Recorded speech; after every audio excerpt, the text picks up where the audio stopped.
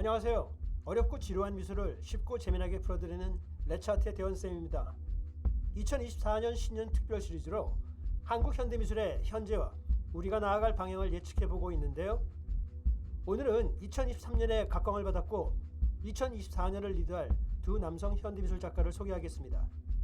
물론 제 영상은 단순히 정보를 나열하는 방송이 아니라 전문 작가이자 과거 미술교육자의 경험과 입장에서 향후 좋은 영향을 끼칠 점과 비판받을 만한 포인트를 두루 소개하겠습니다.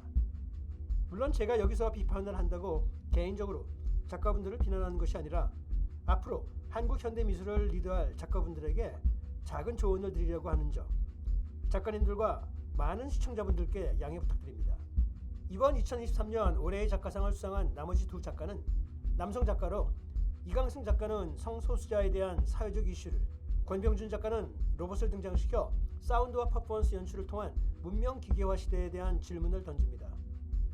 얼핏 전반적으로 본 이번 올해의 작가상전은 다양한 매체의 실험과 융합을 선보이는 것이 그 특징입니다. 먼저 이강승 작가는 한국에서 태어나 현재는 미국 로스앤젤레스를 기반으로 활동하며 주류 사회가 만들어낸 역사에 새로운 관점을 제시한다고 작가 자신을 소개하는데요. 작가는 초국가적인 퀴어 역사의 유산, 그 중에서도 퀴어 역사와 미술사가 교차되는 지점에 관심을 두고 있습니다. 그리고 그는 특히 심도 있는 연구를 통해 미술사에 등장하는 성소수자 인물이나 이들의 공동체에 대한 이야기를 다양한 형태의 작품으로 되살려내려고 합니다. 그럼 작가 이강승이 가장 중요하게 생각하는 것은 무엇일까요? 그에게 물었습니다.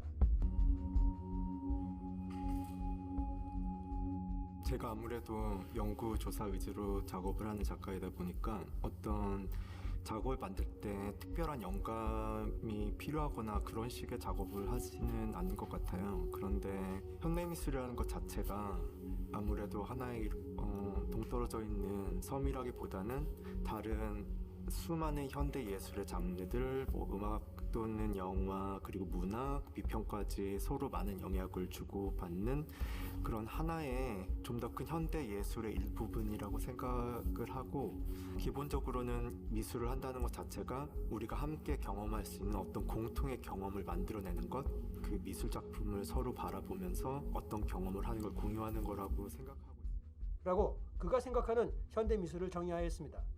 개인적 의견으로는 이강승 작가의 주제 선택은 다소 진부하다는 생각이 문득 듭니다. 성소수자의 사회적 정체성이나 사회적 편견과 문화를 다루는 화가들은 많습니다. 만약 작가가 이 문제에 대해 굳이 초점을 맞추고 표현을 하려면 좀 더 구체적으로 사회와 성소수자 그리고 그들 간의 관계에 대한 스토리텔링이 디테일했으면 어땠을까라는 의문이 듭니다. 다른 작가들과는 좀 더 차별화하는 방법이 무엇일까라는 그런 고민이 더 보였으면 좋았을 것 같습니다. 이강승 작가는 아주 세세하게 그려낸 흑연 드로잉, 기록물을 새로운 관점으로 재배치한 작품, 금실을 활용한 자수 작품, 그리고 식물, 한지, 삼배를 활용한 작품 등 다양한 매체를 활용하는데요. 다양한 매체를 사용하는 것은 흥미롭게 보일 수 있죠.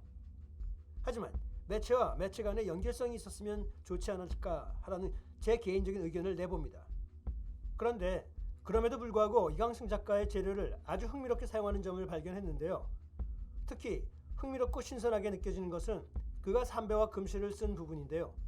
저로서는 거의 처음으로 미술 재료로 쓴 의미가 느껴지고 심지어 페미닌한 감정마저 들었습니다. 성소수자의 상징성을 우리나라의 정서와 문화적인 의미가 들어간 삼배와 금실을 보며 상상력을 키우게 됩니다. 재료 그 자체만으로도 섬세하고 여성스러운 느낌이 드는 재료죠. 지극히 한국적인 삼배에 여성스러운 저 금실수를 놓은 디테일은 저에게는 매우 색다르게 다가왔습니다. 그리고 이 작품을 보시죠. 이 작품도 특이하게 표현하였습니다. 남성들이 흔히 입을 셔츠인데요. 그런데 셔츠의 재료는 삼배입니다. 어떤 면에서 죽음을 상징하기도 하고 남성성을 상징하기도 하죠. 흥미로운 표현은 이 셔츠는 1인용이 아니라 2인용으로 제작한 부분입니다. 끝과 끝이 동일한 셔츠 깃을 가지고 있습니다. 즉 2인용이지만 1인 동체라는 성소수자의 관계성을 나타냅니다. 영상물도 좀 더 직설적으로 강렬하게 보입니다. 하지만 작가가 공들인 그만의 표현 방식이 발견되지 않은 매체나 형식도 보입니다. 예를 든다면 기록물의 새로운 관점으로서의 재배치라고 평론가들이 묘사한 저 설치는 작가의 어떤 노력과 열정이 들어갔나요? 글쎄요, 저는 발견하기 어려웠습니다. 자, 다음 작가는 권병준입니다. 권병준 작가의 전공과 직업은 무척 흥미로운데요. 1990년대 초반 싱어송라이터로 음악 경력을 시작했고 얼터너티브 락에서부터 미니멀 하우스를 포괄하는 6개의 앨범을 발표했습니다. 이후 2000년대부터는 영화 사운드 트랙, 패션쇼, 무용, 연극, 국악 등 다양한 문화 영역에서 자신의 음악적 재능을 선보이며 최근 전 세계 현대미술계에 확산되고 있는 다양역적 확산의 예술가로 자신의 창작 영역을 넓히는 한국의 주요 작가입니다. 그는 2005년부터 네덜란드에 거주하며 실험적인 전자악기 연구개발 기관인 스타임에서 하드웨어 엔지니어로 일하다가 2011년 귀국하여 현재까지 소리와 관련한 하드웨어 연구자로 활발하게 활동하고 있으며 새로운 악기, 새로운 무대 장치를 개발 활용하여 극적 장면을 연출함으로써 음악, 연극, 미술을 아우르는 뉴 미디어 퍼포먼스를 기획 연출하고 있습니다. 앰비소닉 기술을 활용한 입체 음향이 적용된 소리 기록, 그리고 전시 공간 안에서의 재현 관련 기술 개발에 선두적으로 참여하고 있기도 합니다.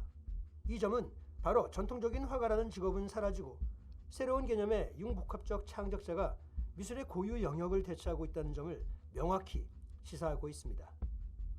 최근 몇 년간 한국 현대미술의 모습과 변화를 명확히 보여주고 있는 것이죠. 권병준 작가는 자신의 작업에 대해 이렇게 이야기를 하는데요.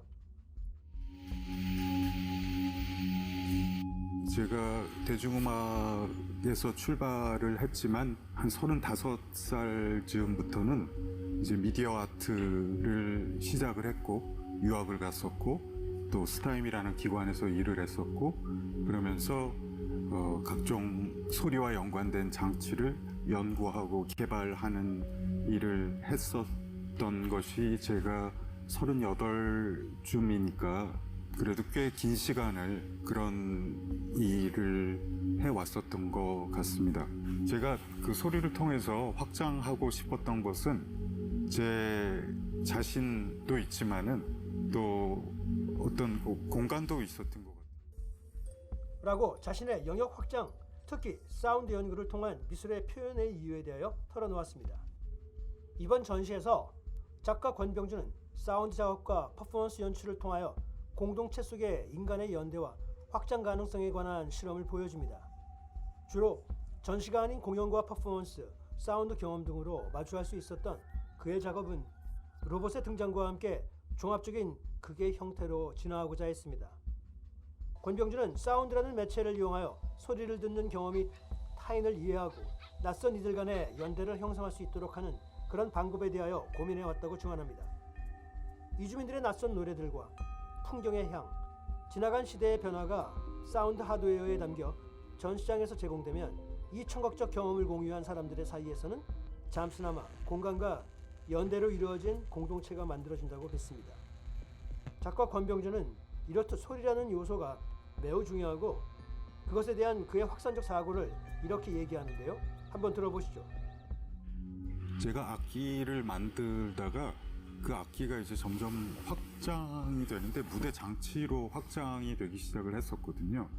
그런데 뭐 악기도 뭐 일종의 이제 장치인데 그런 장치들이 무대 장치 중에서도 예를 들면 뭐 수증기 스크린이라든지 아니면은 뭐 각종 얼굴에 프로젝션을 한다든지 뭐 이런 것들과 합쳐지게 되는데 그것은 제가 생각하는 그 소리의 확장이라고 봐주시면 될 것 같습니다. 이제 소리가 꼭 소리이어야만 할 필요는 없거든요. 그러니까 소리가 가진 것들이 또 어떻게 전이 되고 또 소리에도 움직임이 있는데 그런 움직임, 소리의 리듬 같은 것들이 다른 것으로 이렇게 확장되어져서 어떻게 다른 조화를 이루게 되는 것들에 대한 관심이 많았었고 네, 여러분 어떻게 들으셨나요? 대체적으로 보다 말랑말랑하게 유연한 이야기로 들리기는 합니다. 하지만 딱 한 가지 살짝 귀에 거슬리는 대목이 있는데요. 바로 소리가 꼭 소리여야만 할 필요는 없다라는 그런 말이 수긍이 가지 않았습니다. 우주의 기본적이고 명확한 성격을 가진 소리가 소리의 본질이 아닌 다른 것으로 확산될 수 있다는 그런 이야기가 창의적이라고 해야 하는 것인지, 기본을 부정하고 새로운 이론으로 변화시키려고 하는 것인지 헷갈립니다. 그의 다음 작품을 보시죠. 작가는 인간을 닮은 비인간의 상징인 로봇을 파트너로 삼아 이 비눗방울과 같이 투명하고 아름답지만 찰나적인 공동체가 이웃과 타인의 구분을 넘어서 인간과 비인간의 경계까지 확장될 수 있을지 인간 공동체의 궁극적인 한계를 실험한다고 하는데요. 퍼포먼스 속에 등장하는 로봇들은 일어서고 앉고 명상을 하고 예의를 표하며 사람들에게 손을 내밀어 함께하도록 설계된 이들이며 쓸모와 효용을 위해 디자인된 산업용 로봇과는 전혀 다른 존재라고 지적합니다. 권병진 작가는 쓸모가 없어도 되는 로봇의 등장으로 인해 노동력의 가치를 잃은 인간 노동자들을 씁쓸한 마음으로 떠올리게 해요 라고 하는데요. 제 생각에는 로봇의 등장과 산업계를 포함한 사회의 진출은 100년에 가깝습니다. 지금의 로봇 개념은 1928년 에릭이라는 로봇이 최초의 휴머노이드 로봇이고요. 쓸모와 효용이 있는 산업용 로봇도 1959년부터 개발 생산되어 지구상 모든 산업에 없어서는 안 될 존재가 된 것은 우리 모두 아는 사실이죠. 특히 2022년 한 해에만 해도 전 세계 공장에서 설치된 산업용 로봇 대수는 55만 3,052대에 달하며 그 증가 수치는 더욱더 빠르게 급증가될 것이라고 합니다. 게다가 인간과 닮은 휴머노이드 로봇의 경우 이방인적인 단순한 기계가 아니라 우리 사회 여러 곳에서 우리의 도움이 우리의 정서적 반려자가 되기 시작했다는 것은 이미 증명되고 우리 인간과 사회는 그 변화와 영향에 적응하고 화합해 간다고 생각됩니다. 그런 차원에서 보면 권병진 작가가 이번 작품에서 나타내고자 한 개념과 메시지는 한쪽 시각에서 바라보는 그런 작품 정도라는 것으로 보이는데요. B급 전문가인 대원쌤이 한 가지 조언을 드린다면, 만약 현재의 작품의 개념과 표현에 더해 이 비인간 객체들이 인간과 어떤 영향을 끼치고 우리가 사는 사회에서의 반대편 시각의 연결고리를 제시한다면 좀 더 관람객들에게 다방면의 상상과 탐구를 유도할 수 있었지 않을까라며 전시장을 나왔습니다. 오늘 작품을 알아보며 조금씩 현대미술의 현주소와 미래가 선명하게 보입니다. 그래서 그런 부분을 총체적으로 다음 시간에 여러분들께 소개해드리도록 하겠습니다. 오늘 내용이 마음에 드셨다면 구독과 좋아요 많이 부탁드리고요. 여러분들의 소중한 의견과 감상평도 남겨주십시오. 그럼 다음 시간까지 안녕!